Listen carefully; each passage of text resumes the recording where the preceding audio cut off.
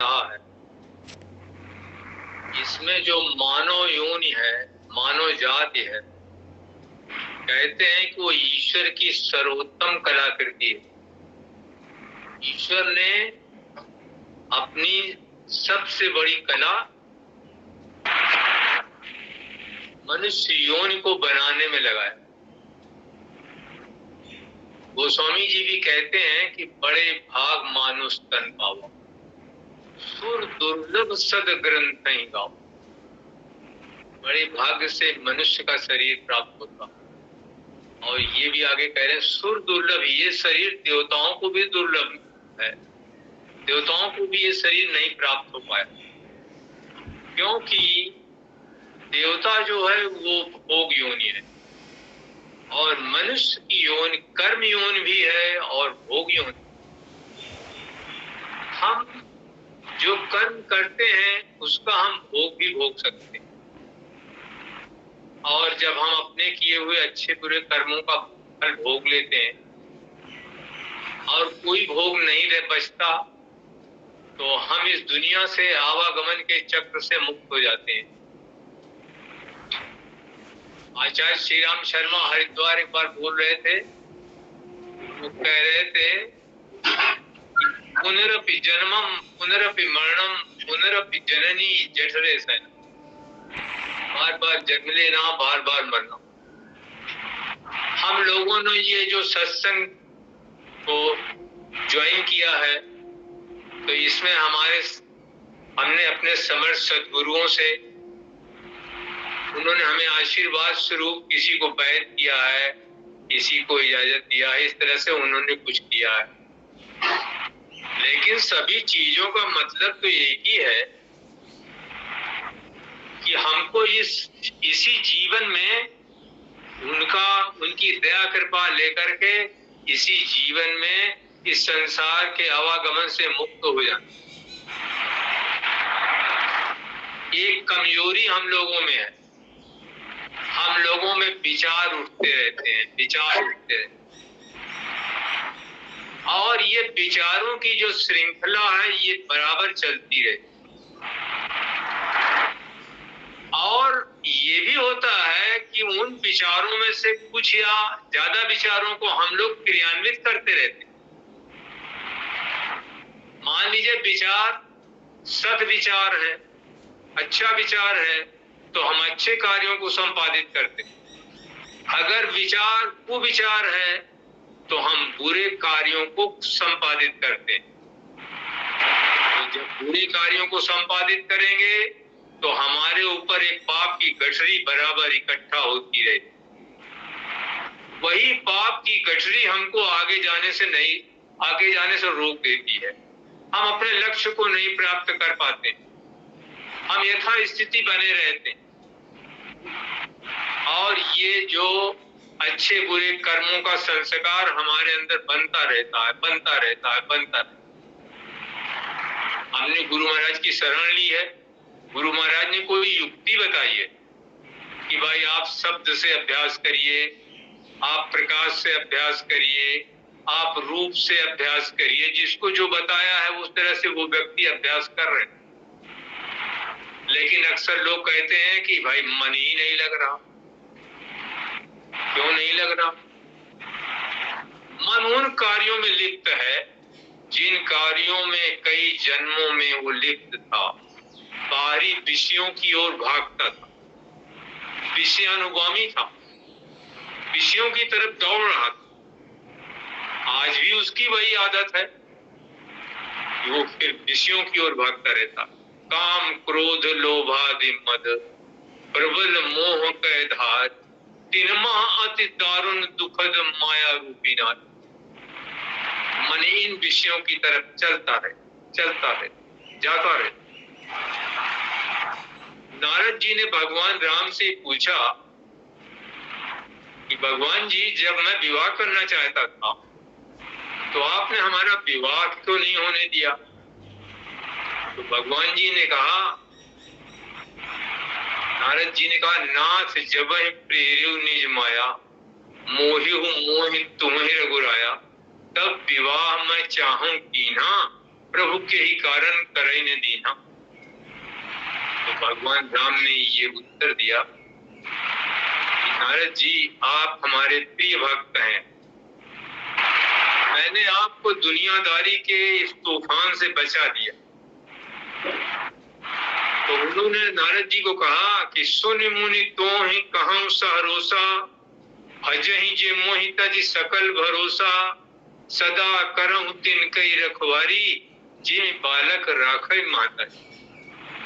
तो उन्होंने कहा, मैं अपने भक्तों की रक्षा उसी तरह से करता हूँ जिस तरह से माताएं अपने छोटे छोटे बच्चों की रक्षा करती।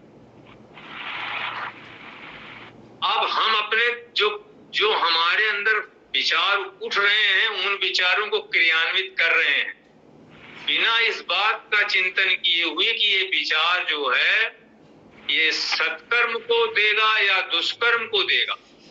उस कार्य को जब हम संपादित करेंगे, विचार के कार्य को संपादित करेंगे, तो दो तरह के कर्म हों, एक सत्कर्म एक दुष्कर्म। अब मान लीजिए सत्कर्म हो गया तो बहुत अच्छा है भाई, सात्विक चीज हो गई। अगर दुष्कर्म हो गया तो उसका भोग हमारे ऊपर आ गया। जब तक हम उस भोग को भोग नहीं लेंगे तब तक कोई हमें इस दुनिया से मुक्त नहीं कर सकता। एक शख्सियत ऐसा कर सकती है तो हमारे समर्थ सद्गुरु, लेकिन अगर उनका आपसे ऐसा स्नेह है कि वो आपके दुष्कर्मों का भोग करके और आपको इस दुनिया के हौजाल से मुक्त कर दें, तो ये उनकी अपनी मर्जी है। ऐसा बहुत कम होता है, रेयर होता। ज्यादातर भोग खुद को भुगतना पड़ता। तो एक इस तरह से सत्कर्म और दुष्कर्म को इकट्ठा करना हमारा काम है। हमको सोचना चाहिए किन विचारों को हम क्रियान्वित कर रहे हैं, किन विचारों को नहीं क्रियान्वित करना चाहिए। जिन विचारों को क्रियान्वित करना चाहिए उन विचारों को ही क्रियान्वित करें। जिन विचारों को क्रियान्वित करने से जिसको दुष्कर्म होते हैं वो भोग हमारे ऊपर आते हैं और उन्हीं भोगों का भोगते भोगते हमारा ये जीवन चला जाता है। कहते हैं आज तक संसार में जितने भी धर्मवीर हुए हैं उन सब ने जो उनका जन्म था उस जन्म को ही आखिरी जन्म समझ करके साधना के वेग को बढ़ा दिया। अर्थात समय कम था, इसलिए उन्होंने साधना का वेग बढ़ाया और साधना का वेग इतनी तेज बढ़ाया कि एक भी क्षण उनका दूसरे कार्यों में नहीं जाता था। हर पल वो साधना रत रहते थे। इसलिए उन्होंने उसी जन्म में जो उन्होंने अपने लिए आखिरी जन्म निर्धारित किया था कि यही आखिरी जन्म है। जबकि मनुष्य को हो सकता है दुष्कर्म और सत्कर्म इनका भोग भोगते हुए 100 सैकड़ों वर्ष करोड़ों वर्ष लग सकते हैं, कई करोड़ वर्ष लगते हैं। तो इस काम को करने के लिए पूरे मनोयोग से जुटना पड़ेगा। मनुष्य ये भूल जाता है कि हमारा यथार्थ स्वरूप क्या है, हम यहाँ क्यों आए हैं, ये भूल जाता। और जब भूल जाता है तो वो खूब अपने मनमानी घर जाने वाले काम करता। और जब गुरु महाराज से भी नहीं बताता कि हमने ये गड़बड़ सड़बड़ किया, बस वो अपने अंदर रखता है तो गुरु महाराज से क्या मतलब, रखो भाई अंदर। एक आपको इसी संदर्भ में एक हम कहानी बताएंगे। किसी जंगल में एक शेरनी थी, उसका प्रसव काल नजदीक था और उसने उस जंगल में देखा कि कुछ भेड़ें जो हैं वो घास चर रही हैं। तो शेरनी ने छलांग लगाई भेड़ का शिकार करने के लिए। तो भेड़ें भागी शेरनी को देखकर, लेकिन उस एक सिंह शावक का जन्म हो गया, माने एक शेर के बच्चे का जन्म हो गया। लेकिन शेरनी के जो शेरनी के प्राण पखेरु उड़ गए। शेरनी माने उसने अपना जीवन खो दिया और एक बच्चे, शेर के बच्चे को जन्म दे दिया। अब वो बच्चा क्या करता था? भेड़ के झुंड में रहता था, भेड़ों के साथ घास चरता था। भेड़ों का जो स्वभाव था, उसका भी स्वभाव वही बनने लगा। भेड़ें घास चरती थी तो सिंह शावक भी घास चरता था। और जब भेड़ें में करती थी, भेड़ें में की ध्वनि करती हैं, आवाज करती हैं, तो सिंह शावक भी में करने लगा। जो जैसा भेड़ बोलती है वैसा सिंह शावक भी बोलने लगा और इस तरह से उसका जीवन व्यतीत हो रहा था। हम आपको ये बता रहे हैं कि मनुष्य का यथार्थ स्वरूप क्या है। What is the real feature of a man's feelings? मनुष्य का यथार्थ स्वरूप कहाँ है, उसका क्या मतलब होता है? तो जब एक दिन एक बहुत जंगल में एक ऐसा शेर आया, उसको देख करके भेड़ें भागने लगी, बहुत तेजी से भागने लगी कि ये तो बहुत खतरनाक। वो शेर का बच्चा था जो था, वो भी बहुत तेज भागने लगा। तो शेर ने सोचा कि ये भेड़ का भागना तो हमारी समझ में आ रहा है, लेकिन ये सिंह शावक जो है इसका भागना हमारी समझ में नहीं आ रहा है कि क्यों इतनी तेज से भाग रहा। अर्थात वो भी हमको डर रहा। वो उस सिंह शावक से मिलना चाहता था। अब वो बड़ा हो गया था काफी। वो उस सिंह शावक से, बच्चे से, शेर के बच्चे से वो शेर मिलना चाहता था। तो उसने एक युक्ति सोची। वो जंगल में कुछ दिन ठहर गया और कभी कभी इस तरह से घूमता था। एक दिन देखा कि वो शेर का बच्चा सो रहा था। उसने छलांग लगाई और शेर के बच्चे के पास पहुंच गया। बोला, तू शेर का बच्चा है और तुझे ये भी जानकारी नहीं है कि तुझे कैसे रहना चाहिए, कैसे बोलना चाहिए, कैसे तू घास खाता है और में करता है भेड़ जैसे। तो उसने कहा, चलो हमारे साथ चलो, सरोवर के किनारे चलो, तालाब के किनारे। और दोनों शेर खड़े हो गए, शेर का बच्चा से, इस पानी में देखो तुम्हारी शकल और हमारी शकल में क्या फर्क है। तो शेर के शावक ने देखा, अपनी शकल देखी, फिर उस दूसरे वाले शेर की शकल देखी। उसने देखा कि दोनों की शकल एक जैसी मिलती है। इस बीच में वो थोड़ा आश्चर्यचकित हो गया कि ये शेर है और मेरी शक्ल भी इससे मिलती है, तो मैं भी शेर हूं। तो उस शेर ने भयंकर गर्जना की। जो शेर उसको लिवा गया था, उसने बहुत जोर से गर्जना की। थोड़ी देर में ये बच्चा जो शेर का था, इसने भी भयंकर गर्जना की। अब वो में नहीं करने लगा। उसको ये आभास हो गया कि मैं भेड़ नहीं हूं, मैं शेर हूं। इस कहानी का मतलब यह है कि मनुष्य अपने यथार्थ स्वरूप को भूल गया। ज्यादातर लोगों को यही मालूम है कि हम यहाँ क्यों आए हैं, क्या करने आए हैं, हमारा क्या उद्देश्य होना चाहिए, हमें कैसे कार्यों को संपादित करना चाहिए, कैसे कार्यों को नहीं संपादित करना चाहिए, कैसे विचारों के साथ हमको रहना चाहिए। मनुष्य का जो धर्म है वो ये है, उत्कृष्ट चिंतन रखना, उदात्त चिंतन रखना, श्रेष्ठ चिंतन रखना। और अगर उसका चिंतन अधम होगा, घटिया किस्म का होगा, तो वो अधम कार्य करेगा और अधर्म कार्यों का भोग भी भोगेगा।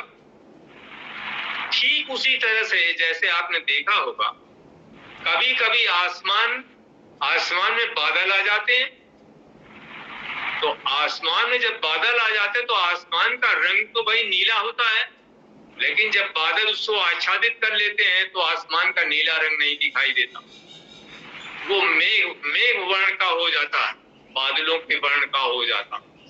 तब उसका नीला रंग पता नहीं कहाँ जाता, उसका यथार्थ स्वरूप गायब हो जाता है कुछ समय के लिए। मनुष्य का भी यथार्थ स्वरूप कहो जिंदगी भर के लिए गायब रहता। बड़े बड़े महारथियों के, हमारे समर्थ सद्गुरुओं के साथ में रहने से भी कोई खास प्रभाव नहीं पड़ता, पूरे जीवन वही पूरे जैसे थे वैसे ही। इस स्वरूप को बिल्कुल जब वो मेघ जो है बादल हट जाते हैं तो आकाश का रंग बिल्कुल नीला हो जाता है। वो उसी का आकाश का यथार्थ स्वरूप उसका नीला रंग है। भेड़ का यथार्थ स्वरूप उसकी में की आवाज है और घास खाना है। शेर का यथार्थ स्वरूप शेर की गर्जना है और दूसरे जानवरों का शिकार करना भी उसका।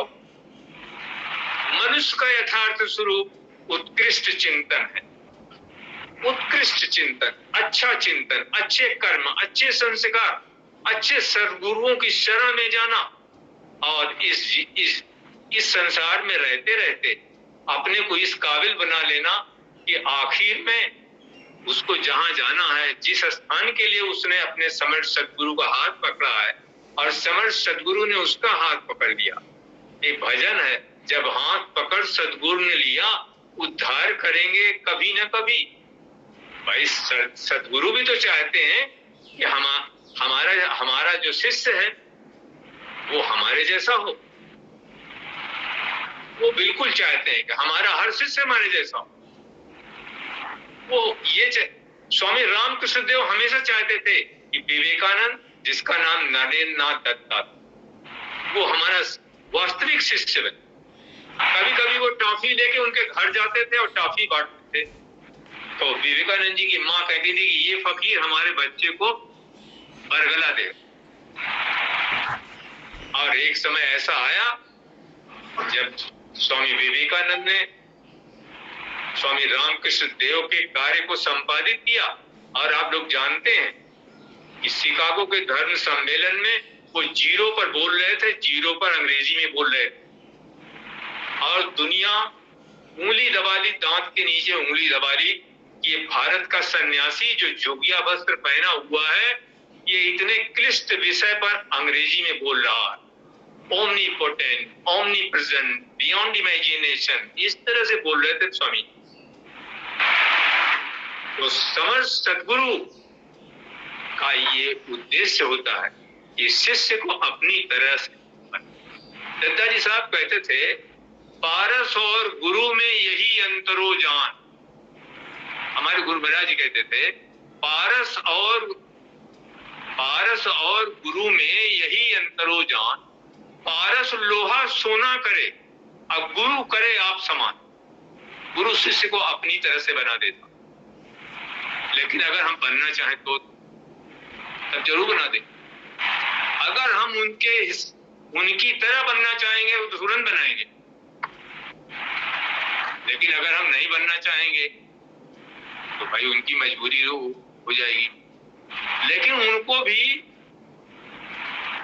किसी ऐसे शिष्य की आवश्यकता तो होती ही है जो उनके न रहने के बाद उनके इस कार्य का संचालन कर सके। ऐसे बहुत से गुरु हुए जिनके न रहने के बाद कोई उनके इस सत्संग का संचालन करने लगा। लेकिन ऐसे भी हुए हैं जिनकी पीढ़ी दर पीढ़ी ने उस कार्य का संचालन किया। धन्य हो वो गुरु और धन्य है उनकी संतान। हमारा भी कार्य है, हमें भी अपने गुरु के काम को करना चाहिए।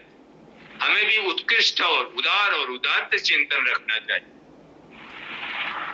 और जैसा आपका नजरिया होगा वैसा ही आपको ये चीज दिखेगी, संसार दिखेगा। तो संसार कैसा दिखेगा? एक उदाहरण दिया है कि कहीं कोई पेड़ का ठूंठ खड़ा था, एक बच्चे ने देखा तो उसने भूत समझकर जोर से चिल्लाना शुरू की। एक प्रेमी था, उसने जब देखा उस चूंट को तो उसने सोचा ये हमारी प्रेमिका है। इसी तरह से जिसका जैसा नजरिया होता है, कोई कहेगा संसार में बड़ा भ्रष्टाचार है, ये हमारी कमी है कि हम भ्रष्टाचार देखते हैं। हमारे अंदर ऐसा विचार है, जैसे किसी घर में कोई थैली रखी है सोने चांदी की मेज पर, और कोई बच्चा वहां बैठा है, किसी ने चुरा लिया, तो वो सोच नहीं पाएगा कि किसी ने थैली चुरा लिया। छोटा बच्चा नहीं समझ पाएगा, क्योंकि उसके अंदर ये विचार नहीं। तो महान पुरुष इस बात को कहते हैं, आए सोए हुए मनुष्य जागो, जागृत प्राप्त वरान निबोधत। ये कठोपनिषद से मैं आपको उद्धृत कर रहा हूं। उत्तिष्ठत जागृत प्राप्त वरान निबोधत, क्षुरस्य धारा निस्ता दुरत्या दुर्गम पथस्तत् कवयः वदन्ति। ऐ सोए हुए मनुष्य उठो और जागो। उत्तिष्ठत जागृत प्राप्त वरान निबोधत, तुमने श्रेष्ठ जनों को पा लिया है, इसलिए उठो और जागो। तुमने समर्थ सद्गुरुओं को पा लिया है, श्रेष्ठ जनों को पा लिया है, तो उत्तिष्ठत जागृत प्राप्त वरान निबोधत, क्षुरस्य धारा निस्ता दुरत्या। इस मार्ग पर चलना छुरे की तेज धार पर चलने के समान है। क्षुरस्य धारा निस्ता दुरत्या दुर्गम पथस, ये पथ बड़ा दुर्गम है। कवयः वदन्ति, ऐसा ज्ञानी जन कहते हैं कि ये मार्ग छुरे की धार के समान है और उस पर चलना बड़ा मुश्किल है। तो चलते कौन से लोग हैं? भेदी लीना साथ में, तीनों भेद बताए, कोटि जन्म का पंथ था पल में पहुंचा जाए। जो अपने समर्थ सद्गुरु का साथ लेते हैं, जो उनके दामन को पकड़ लेते हैं, तो समर्थ सद्गुरु उनको उस जगह पहुंचा देते हैं जहां लोग। कबीर जी कह रहे हैं, कबीर का घर शिखर पर, कबीर का घर शिखर पर जहां सलहली गए। वो कबीर का घर जहां है वहां फिसलनदार गलियां हैं, पांव न टिके पिपीलिका और पंडित लादे बैल, वहां चींटी कभी पैर नहीं टिकता। और ज्ञानी लोग वो बैल लाद करके वहां पहुंच जाते। ये सब समर्थ सद्गुरु की कृपा है। इसलिए संत कबीर ने कहा कि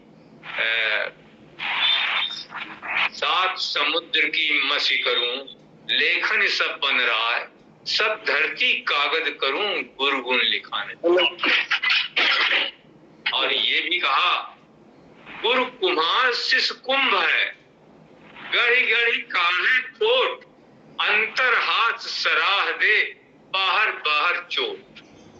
भाइयों, हम आपसे अपील करते हैं, निवेदन करते हैं सभी भाइयों बहनों से कि आप लोग अपने जीवन को सफल बनाएं, ऐसे समर्थ सद्गुरुओं को पा करके, और उस मार्ग का अनुसरण करें जिस मार्ग पर चलने से हमारा आपका जीवन सुंदर होगा। लोग सोचेंगे कि ये भाई ये किसका शिष्य है और कितना अच्छा है। ऐसा नहीं कि लोग ये कहें कि अरे उंगली उठाएंगे कि ये देखो शिष्य है साहब का और फलाने साहब का, और काम ऐसा। इन्हीं शब्दों के साथ हम आप लोगों से प्रणाम करते हैं, सभी भाइयों को, बहनों को नमस्ते।